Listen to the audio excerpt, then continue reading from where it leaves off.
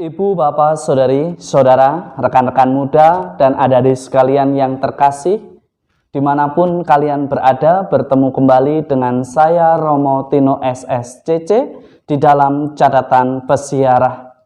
Seringkali yang tidak kita sadari di dalam perjalanan hidup kita, manusia memiliki kekurangannya.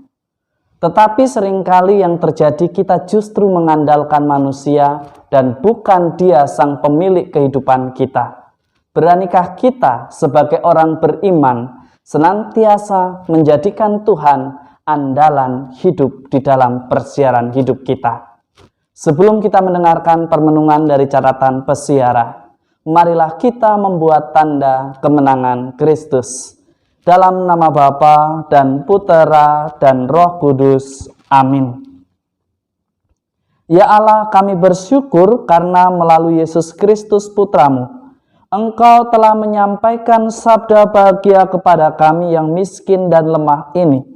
Semoga sabda Putramu itu menjadikan kami kaya akan belas kasih dan perhatian kepada mereka yang kecil, lemah, miskin, tersingkir dan menderita di dalam persiaran hidup kami. Demi Kristus Tuhan dan pengantara kami. Amin. Ibu, bapak, saudari, saudara, rekan-rekan muda, dan adik-adik sekalian yang terkasih di dalam Yesus Kristus. Di dalam kitab Nabi Yeremia dengan jelas ditegaskan, terkutuklah orang yang mengandalkan manusia. Diberkatilah orang yang senantiasa mengandalkan Tuhan. Hanya Tuhanlah yang patut disembah. Apa yang diungkapkan di dalam kitab Nabi Yeremia patut untuk kita sadari, patut untuk kita renungkan dan refleksikan. Ketika kita mengandalkan manusia, orang yang diidolakan, orang yang dipuji, dan ketika mereka jatuh, lantas kita menghujat, bahkan membenci Tuhan. Dari peristiwa ini, Anda dan saya serta kita semua diajak untuk belajar, menjadi murid Kristus dengan menjadikan Tuhan, Yesus Kristus sebagai teladan di dalam hidup kita. Bukan umatnya, bukan muridnya, dan bukan orang-orang pilihannya.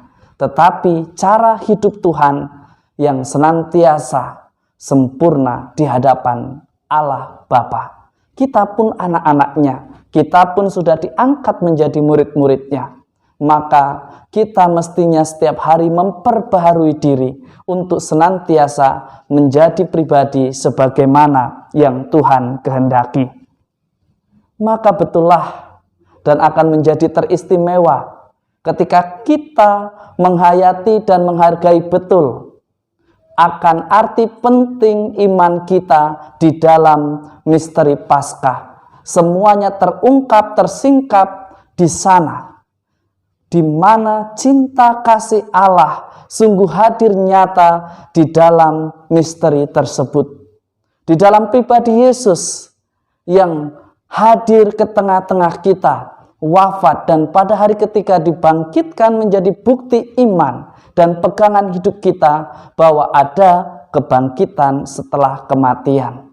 Maka hendaknya kita mati atas dosa-dosa kita dan kita hidup atas karya Allah. Kita hidup sebagaimana yang Allah kehendaki. Sabda bahagia dengan pertentangan yang tajam yang disampaikan di dalam Injil suci menurut Lukas. Jangan sampai membuat Anda dan saya serta kita semua gelisah. Seolah-olah kita tidak bisa kaya, seolah-olah kita tidak bisa bahagia, seolah-olah kita tidak bisa tertawa. Yang dikritik oleh Tuhan kita Yesus Kristus adalah ketika kita tertawa atas penderitaan orang lain, padahal kita mampu meringankan dan membantu mereka. Ketika kita menjadi tidak peduli dan khawatir akan kehilangan harta, padahal kita mampu untuk berbuat baik, menolong mereka yang miskin. Meskipun tidak dengan harta kita, bisa juga dengan pikiran dan cara berbisnis kita berikan kepada mereka. Seringkali keegoisan sebagai orang beriman menutup mata hati kita. Bahkan kita melanggengkan kekuasaan dengan mengatasnamakan saya kasihan dengan mereka yang miskin, mereka yang tersingkirkan. Bukannya untuk sampai pada memuji Allah, tetapi kita memanfaatkan si miskin untuk melanggengkan kekuasaan kita. Ibu, bapak, saudari, saudara, rekan-rekan muda, dan adik-adik sekalian yang terkasih. Sebagai orang beriman, harus berani menjadi pewarta dan pembawa kabar sukacita. Kita bisa mulai dari hal paling sederhana, jujur pada diri kita sendiri di tengah pandemi COVID-19 pada varian baru Omikron ini. Kejujuran saat ini menjadi seolah suatu yang mahal. Bukan lagi kabar sukacita, tetapi seringkali kejujuran dianggap sebagai kabar duka cita, karena kita akan dikucilkan, dibenci, bahkan dihindari oleh kelompok sosial. Tetapi beranikah kita, meskipun harus dihindari oleh orang-orang dekat kita, kita harus tetap berdiri tegak di dalam kejujuran, harus menjadi yang pertama di hadapan Tuhan, dan bukan menjadi orang yang pertama hanya karena sebuah pujian. Semoga berkat Tuhan senantiasa melindungi dan memberkati kita semua, Bapa dan Putera dan Roh Kudus. Amin. Menjadi pewarta kabar sukacita tidak perlu muluk-muluk. Menjadi pribadi yang sederhana, menjadi pribadi yang pertama di hadapan Tuhan, dan senantiasa mau memberikan waktu. Ketika kita mampu berbuat baik, berbuatlah baik. Tetapi juga ketika kita berada dalam posisi sebagai orang yang tidak punya, janganlah jadikan kemiskinan sebagai alasan untuk kita malas melakukan usaha.